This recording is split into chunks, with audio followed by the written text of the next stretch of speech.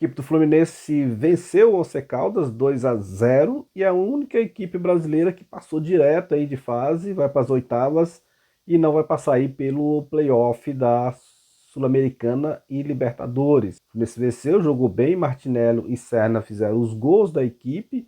Dos 6 jogos disputados, o Fluminense venceu 4, meu irmão. Tem um saldo muito bom de 11 gols feitos nessa primeira fase aí da Sul-Americana e merecia ter classificado aí na primeira posição. Jogou em casa, administrou o jogo, Renato Gaúcho perfeito em sua escalação, não poupou ninguém e botou o time para frente, botou o time para ganhar, ser guerreiro como sempre foi a equipe do Fluminense. E mostrou isso, né? Deu exemplo aos outros times brasileiros, que ora estava com pensamento no Brasileirão e ora pensamento na Sul-Americana. Nenhum nem outro e os outros times ficaram aí, no meio do caminho, e eles que classificaram vão para os playoffs.